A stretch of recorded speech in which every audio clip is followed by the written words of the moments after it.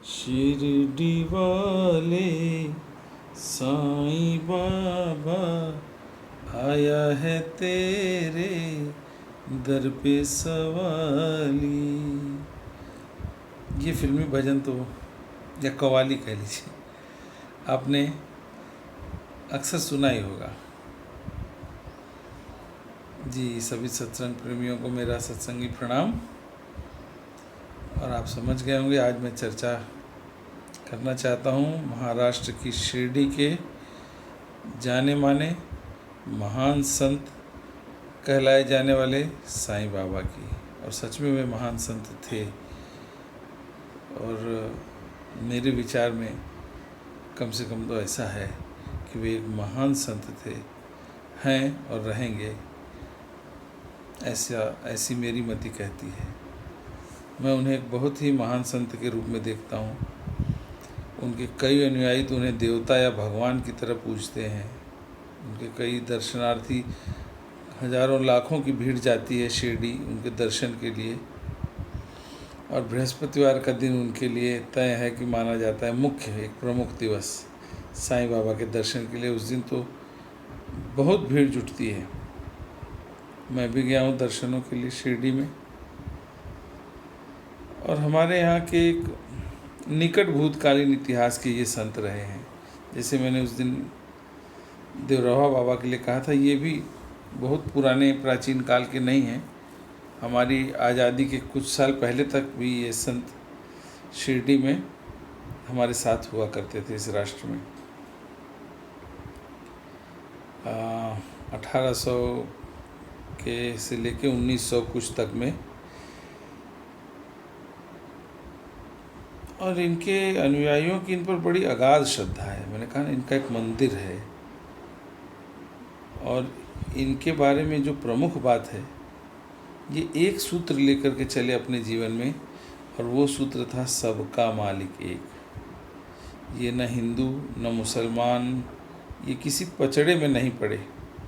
जो भी इनके पास आया सभी का स्वागत, सभी का जो भला हो सका किया, और सभी का स्वागत था, चाहे जहाँ से हों चाहे जैसे हों।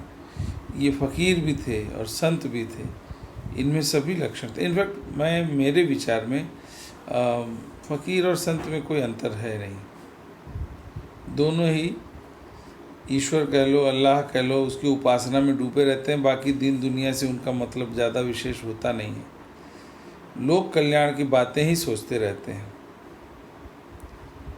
तो ऐसे साधु स्वभाव के लोग ये सच में वंदनीय हैं, और मैं इनको प्रणाम करता हूँ, इनको नमन करता हूँ।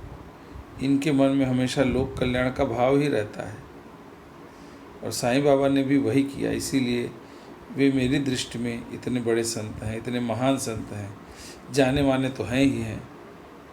उनके बारे में क्या चर्चा करूं और कितनी करूं, क्योंकि एक से एक कथाएं उनके बारे में प्रचलित हैं। पर ये कोई नहीं जानता कि वे हिंदू घराने से थे या मुसलमान घराने से थे। और जो भी उनके पास गया उसका स्वागत था। अपनी दुख, अपनी विपदा लेकर के वहाँ पहुँचा, और उसका कुछ न कुछ हल लेकर के उस वापस आया, वो उसको हल मिला। और इस प्रकार लोगों की उनमें उनके प्रति आदर भावना, यहाँ तक कि श्रद्धा भावना भी बढ़ती चली गई। अनेकों अनेक कथाएं उनके बारे में चर्चित हैं। कई हिंदू पुजारी भी उनके अनुयायी बने, सनातन पंथ के कई पुजारी, जिनमें उनके प्रमुख अनुयायियों में से महालसापति नाम के वहाँ के एक मंदिर के पुजारी भी, उनका भी नाम आता है। वे अग्रणी अनुयायियों में से थे उनके। जो भी उनके बारे में सुनता था, उन तक एक बार उसके जाने की उत्सुकता जरूर हो जाती थी। ये कौन है साधु बाबा? उनके बारे में कहा जाता है पहले वे एक मंदिर पे गए अपना आश्रय बनाने के लिए। जब वहाँ के पुजारी ने उनकी वेशभूषा कुछ ऐसी थी कि देख करके कहा कि नहीं बाबा, ये तुम्हारी जगह नहीं। उसने उन्हें मुसलमान समझा, तो उसने एक टूटी हुई मस्जिद की तरफ इशारा किया। पुरानी जीर्ण मस्जिद थी, खंडहर लगभग हो चली। वहाँ जाइए, वो आपका स्थान है। कुछ नहीं बोले, वो ऊपर आसमान की तरफ देख के वापस वहाँ चले गए। जो भी उनके पास आता यही कहते, सबका मालिक एक, सबका मालिक एक। अर्थात मेरे विचार में कई अन्य साधु संतों और फकीरों की तरह वे भी निर्गुण के उपासक थे।